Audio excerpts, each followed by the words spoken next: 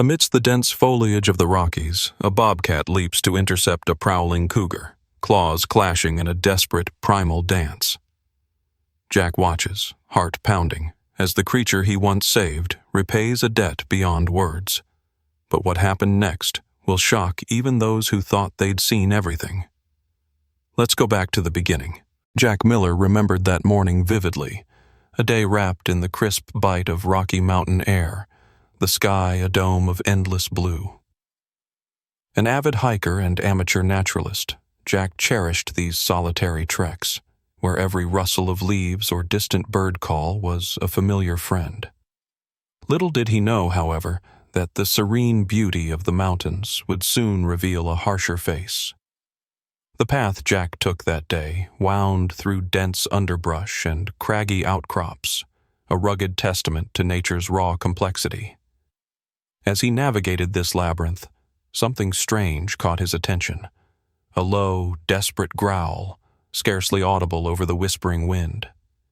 Driven by an acute sense of curiosity and concern, Jack deviated from his route, venturing towards the source of the disturbance. What he found was a scene that ignited a visceral compassion inside him.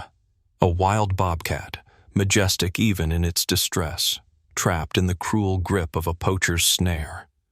The wire dug mercilessly into its furred flesh, and with every fraught movement, the bobcat's struggle only tightened its bonds. Jack's heart ached at the sight. The animal's fierce eyes, a reflection of fear and defiance, seemed to bore into his soul. Though well aware of the predator's potential danger, Jack's trepidation was overshadowed by an overwhelming impulse to help. He approached slowly, speaking in gentle, soothing tones, hoping to calm the creature, or perhaps himself. The bobcat snarled, baring its teeth in a last-ditch display of resistance. Yet Jack remained focused, taking careful, deliberate steps, inching closer with each soft murmur. With steady hands, Jack worked to release the snare, the tension of the wire stark against his fingers.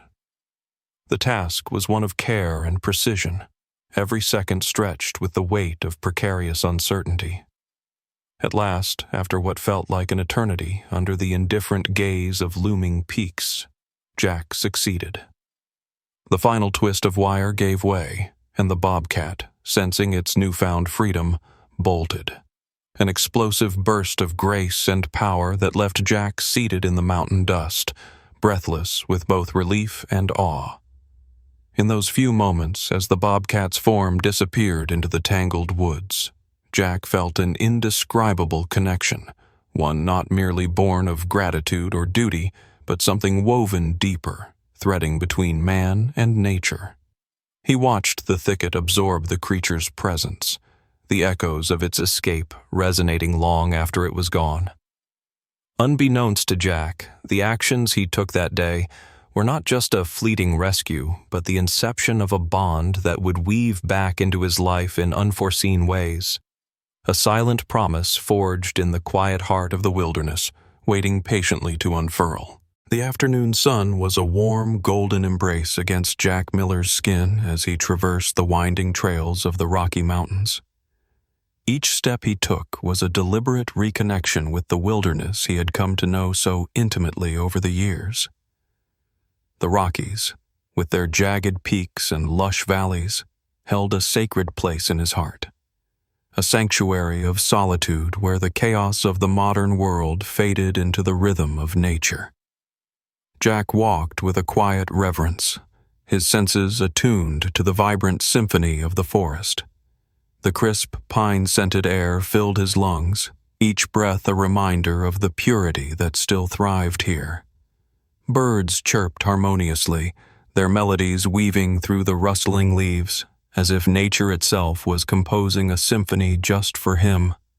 Yet, despite the serenity surrounding him, Jack couldn't shake a peculiar feeling, a subtle, unnerving awareness that he was not alone.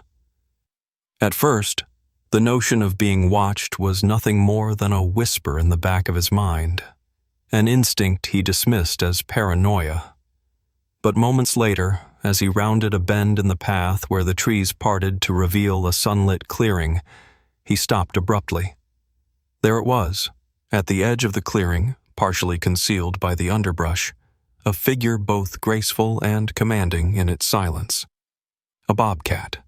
Its tawny fur dappled with the sunlight that filtered through the canopy, the creature stood utterly still, its eyes, sapphire set in amber, fixed intently on Jack.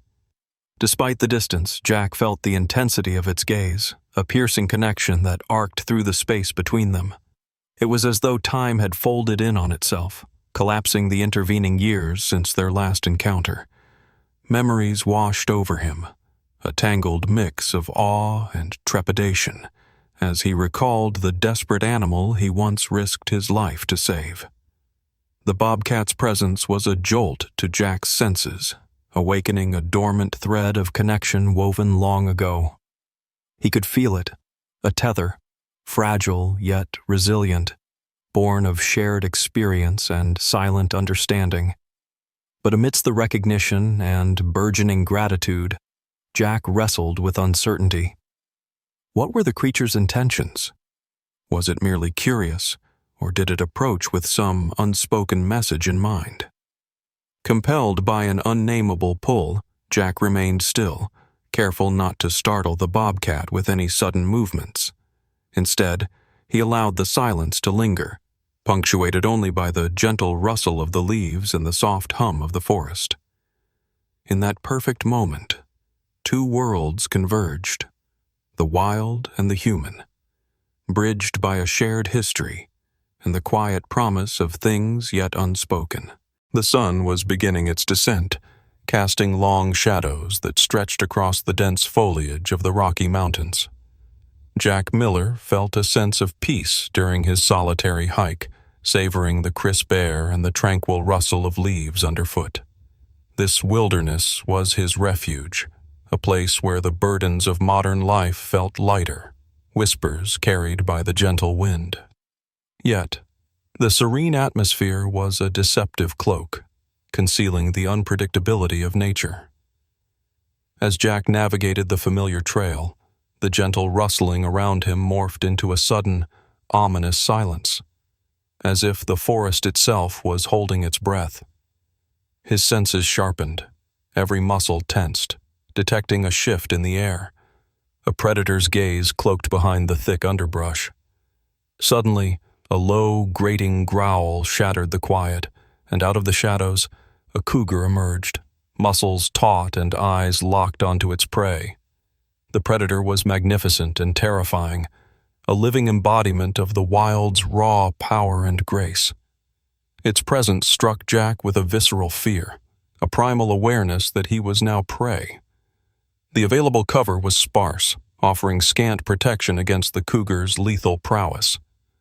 Heart pounding, Jack's mind scrambled for a solution, but the options were sparse, each more perilous than the last. Then, as if summoned by fate, the once silent bobcat emerged. The small but formidable creature leapt into the clearing with an air of fierce determination. Without hesitation, the bobcat placed itself between Jack and the advancing cougar, a courageous David to the cougar's Goliath. Jack stood immobilized, caught in a maelstrom of emotions, fear for his life and incredulity at the bobcat's unexpected intervention. The encounter escalated into a battle of primal instincts.